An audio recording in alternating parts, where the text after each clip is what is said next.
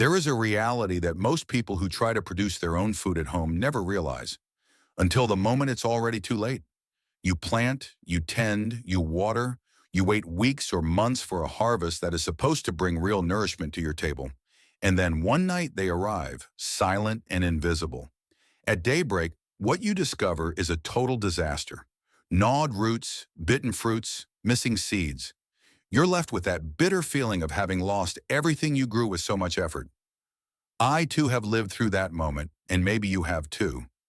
But what few people know, what the ancients knew perfectly well, and what modern agriculture buried along with so much other knowledge, is that the earth herself already offers the solution. There are plants that rats and other rodents hate in such a deep and instinctive way that they naturally avoid any ground where these plants grow. And the most amazing thing is that these same plants that rodents flee from are among the most useful, medicinal, and productive ones you can have in a vegetable garden. What I'm going to show you today is an ancient system of natural protection that costs almost nothing, uses no poison, doesn't destroy the soil, and works because it respects the logic of nature. My father taught me a great many things about the land, but there is one lesson he gave me when I was maybe 12 years old, a phrase that stayed with me for decades before I truly understood its full scope. We were walking in the garden at dawn when the dew still covered the leaves, and he stopped in front of a patch of aromatic herbs before telling me, "My son, a garden that gives off a strong scent during the night is a garden that sleeps in peace." At the time, I didn't understand. I thought he was talking about something spiritual, the kind of words the elders say that you only understand much later. But over the years, observing the earth, watching what happened in the plots where certain plants grew and what happened in those that didn't, I finally understood. He was talking about something very concrete. He was talking about how the smell of certain plants acts on the nervous system of rodents, how natural essential oils create an invisible barrier that animals learn to respect from a very young age. He was passing on knowledge that generations of farmers used long before any poison even existed in this world. And this knowledge is exactly what I want to pass on to you today, with the same calm and seriousness with which my father passed it to me on that freezing morning. The first thing you need to understand is why rats are such a persistent and difficult problem to solve with modern methods. Those who have tried traps know they work for a while, then stop working. The animals learn, bypass the traps, or ignore them completely. And those who have used poison know the problem is even more serious. Poison doesn't distinguish between what you want to eliminate and what you don't want to touch. It enters the soil, contaminates the water, kills the birds that eat the poison rodents, and destroys the entire chain that maintains the balance of your land. And despite all this, the rats keep coming back because the environment remains attractive to them. The logic of poison treats the symptom without ever touching the cause. And the cause is simple. Your land, in its current organization, is an invitation. There is food, shelter, and easy access paths. The ancients understood that the solution wasn't to kill the animals that arrived, but to make the place unwelcoming before they even approached. It was necessary to create a kind of olfactory language in the garden, an invisible message that told every rodent, this is not a place for you. That's where the 9 plants I'm going to present to you come in. But before talking about each of them, I have to tell you something. It took me years to fully understand. These plants don't just function as repellents. They function as elements of a system. A single plant placed in the middle of a disorganized patch will have little effect. But when you place these plants in the right spots, combining scents and creating living barriers around the areas you want to protect, the effect changes completely. It's the difference between placing a stone in front of a door and building a wall. And the most beautiful part is that this wall grows, reproduces, and ends up working on its own over time. You don't even have to think about it anymore. Before continuing, I'd like to ask you a question because it's something I hear very often from people who write to me and who are also trying to produce their own food at home. Have you ever lost an entire harvest or a large part of it to rats, mice, or other rodents? You know that feeling of getting up early, eager to harvest what you've grown, and finding that everything was destroyed overnight. I want you to tell me in the comments what has already happened in your garden. Simply write this. You can copy this exact phrase. I have already lost my harvest to rats, and I didn't know what to do. This helps me understand what people trying to produce their own food are actually going through. And it also helps other people understand that they are not alone in this fight. Every comment here represents one more voice in this community of people who choose to produce with autonomy, independence, and respect. And that has a value far greater than a simple like or a view count. If you're not following this channel yet, I invite you to subscribe now. Here, we don't talk about industrial solutions or miracle shortcuts that don't exist. We talk about what actually works, what the ancients did, and what modernity has forgotten. About how anyone with a small piece of land can produce real food with autonomy and respect. Subscribe to the channel and turn on the bell so you don't miss any teachings. Now let's talk about the plants. And I'll start with the one that is perhaps the most surprising because it's also one of the most common and useful you can have in your garden. Mint is a plant most people know for cooking, infusions, or the feeling of freshness it provides. What few people realize is that the same compound that gives mint its intense aroma, menthol, is also one of the most powerful natural repellents against rodents. A rat's sense of smell is radically different from ours. What is pleasant and refreshing to us becomes almost unbearable to them in high concentrations. Rats have an olfactory sensitivity that can be hundreds of times greater than that of humans, and menthol activates pain-related receptors in their nasal passages. It's not a matter of preference. It's a physiological reaction. They literally feel physical discomfort when they get near vigorous mint plants. What the ancients knew, and what modern science confirmed decades later, is that planting mint around barns, food stores, seed storage areas, and root vegetable plots created an olfactory barrier that rodents quickly learned to avoid. There is a detail about mint that few people take into account, yet it changes everything in its effectiveness. The plant must be healthy and actively growing to release enough aromatic compounds. Wilted mint, stressed by lack of water or growing in too much shade, will produce far less menthol and will therefore have a much weaker effect as a natural barrier. The smell that repels rodents isn't that of a dried leaf. It's that of a living plant that breathes and releases its essential oils through its stomata throughout the day. This is why grandmothers always planted mint near water sources or in areas that held some moisture. They didn't know the word menthol, but they knew the plant had to be vigorous to do its job. The second plant is very present in the kitchen but rarely considered a natural protection: garlic. And this is where things get even more interesting because garlic acts in a totally different way than mint. While mint repels mostly through the continuous aroma it diffuses into the air, garlic acts more deeply. The compound responsible for its characteristic smell, allicin, doesn't exist in active form in the intact plant.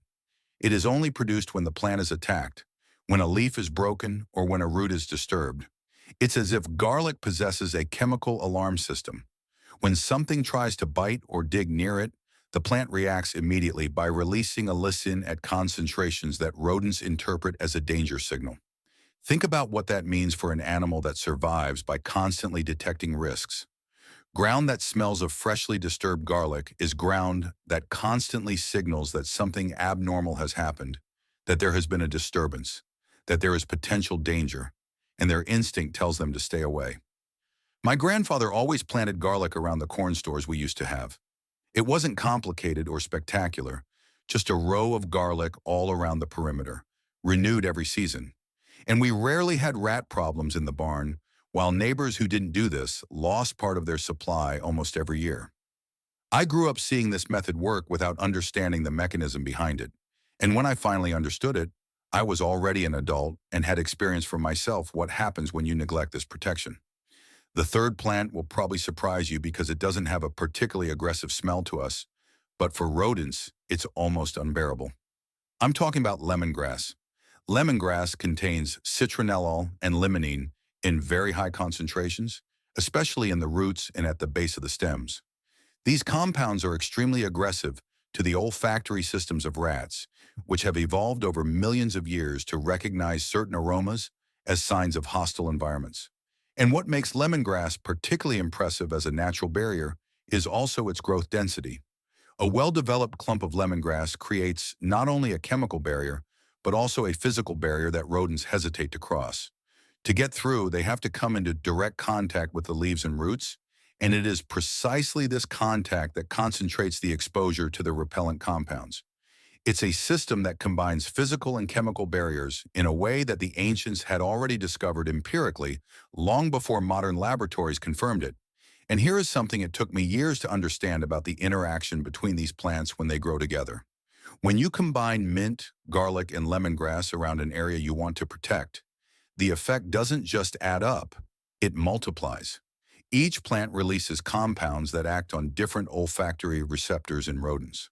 One might saturate certain receptors, while another acts on other areas of the nervous system. The result is an olfactory barrier that is much more complex and far more effective than any of the plants used separately. This is exactly what ancient farmers did. Without talking about polyculture or using scientific terms, they simply associated these plants because they noticed that together, they worked better. And this wisdom was gradually lost as each product began to be sold separately, as each solution became isolated, and the logic of the system was replaced by the logic of the product. The fourth plant is lavender. Lavender has a fascinating history because it is universally loved by humans and almost universally rejected by rodents. Linalool and linaloyl acetate, which are the main aromatic compounds in lavender, cause a neurological effect in rodents that some researchers describe as a reverse anxiolytic effect. In practice, this means that while these compounds soothe us, they cause agitation and disorientation in rats when inhaled in high concentrations. It's as if the smell of lavender sets a permanent state of high alert in their nervous system. Rats might occasionally try to approach looking for food, but they never manage to settle down for long. They don't build nests. They never feel safe enough to occupy the territory. And a rodent that doesn't settle doesn't reproduce. And a rodent that doesn't reproduce never becomes an infestation. The fifth plant is probably already on your land without you realizing its full value. Basil. Basil grows easily in many home gardens, and most people know it mainly for its culinary use. However, the eugenol it contains, especially in large leaf varieties with more intense scents, is extremely repellent to rats and many small rodents. But basil also has an additional characteristic that makes it particularly valuable in this protection system. It is one of the plants that releases the most essential oils as the temperature rises during the day, precisely at the time when rodents are most active in exploring new territories. Planting basil around tomato, pepper, and other crop plots that naturally attract rodents therefore creates protection that becomes more intense exactly when it is needed most. Before continuing, I'd like you to think about something. Everything I'm describing here are plants you likely already know for their culinary or medicinal uses. Mint, garlic, lemongrass, lavender, basil. These are neither exotic plants nor hard-to-find species. They cost very little to grow, and most of them, once well-established, reproduce almost on their own.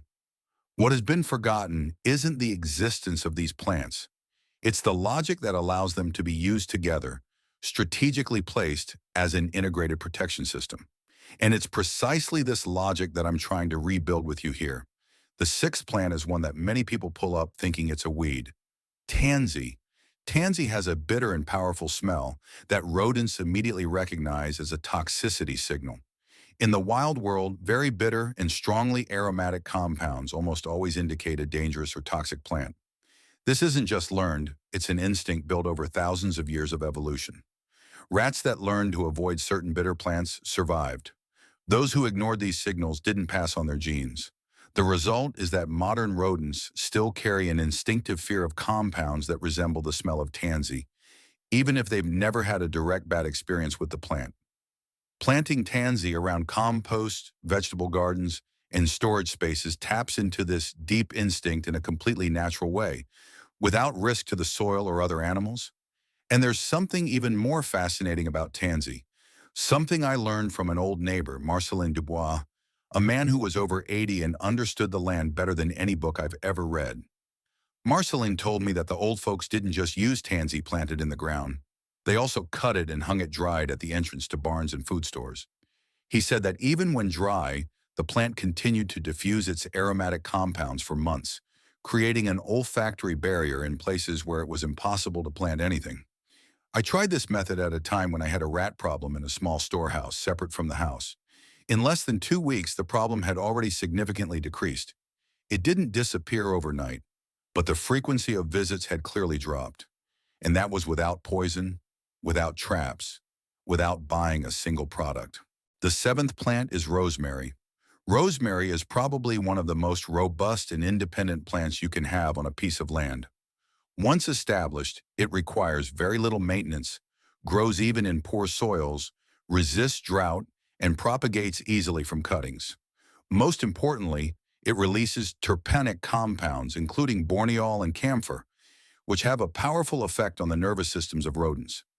What's fascinating about rosemary is that these compounds don't disappear quickly into the air.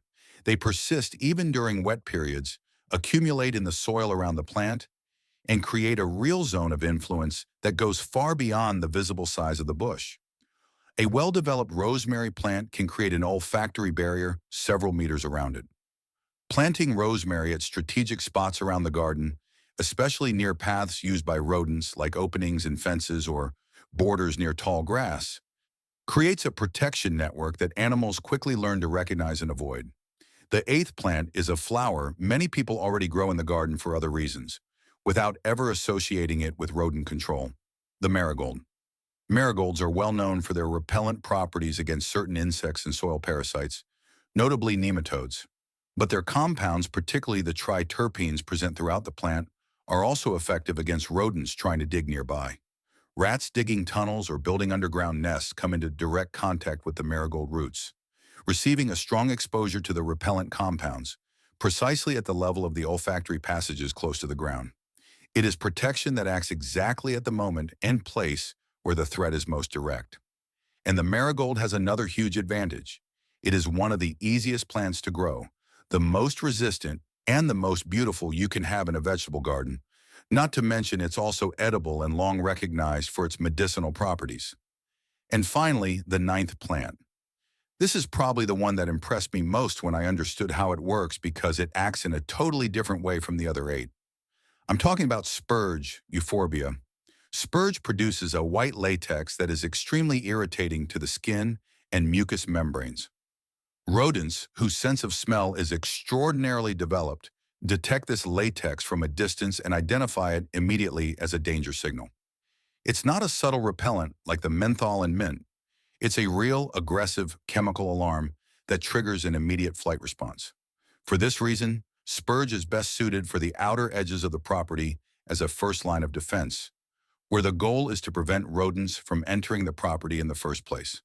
It's not a plant to be mixed directly with food crops, as its latex can also be irritating to humans, especially children, but planted in a hedgerow or along the outer boundaries of the land, it acts as an early warning that very few animals are willing to ignore. Now I'm going to explain how to combine these 9 plants into a system organized into several layers of protection, because it's precisely this part that makes all the difference between getting a few temporary results and building real, lasting protection. The ancients didn't plant one species here and another there at random. They built systems. They thought in layers of protection. And when you understand this logic, everything changes. The first layer is the outer perimeter. This is where you use spurge, tansy, and rosemary. These are the plants with the strongest and most persistent scents, the ones that act as a first warning for any animal approaching the land. If you have a fence or a wall, plant these species all along the outer base of that barrier. If your land is open, simply create a continuous line of these plants on the borders. The goal here isn't fragrance, it's communication. You are sending a clear olfactory message to every rodent passing by.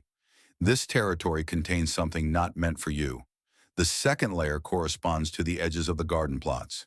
This is where mint, lemongrass, and marigold come in. They are planted directly around the crops you want to protect, forming a true living border.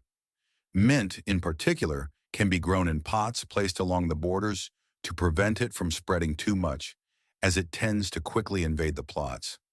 This second layer ensures that even an animal that managed to cross the outer perimeter will immediately encounter a new barrier when approaching food crops. The third layer is integration within the plots themselves. This is where garlic, basil, and lavender are used as companion plants amidst other crops.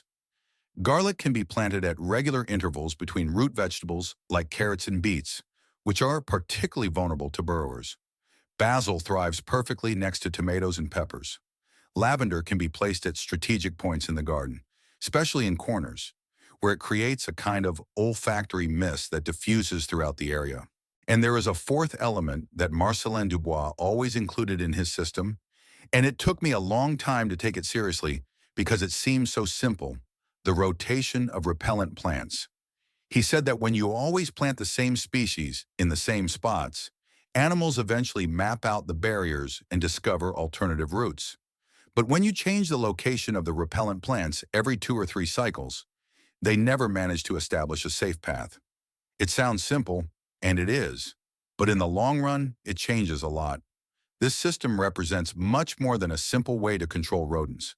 When you understand that nature has already developed, over millions of years of evolution, compounds capable of acting as repellents, alarm signals, or chemical barriers, you start to look at the garden in a totally different way.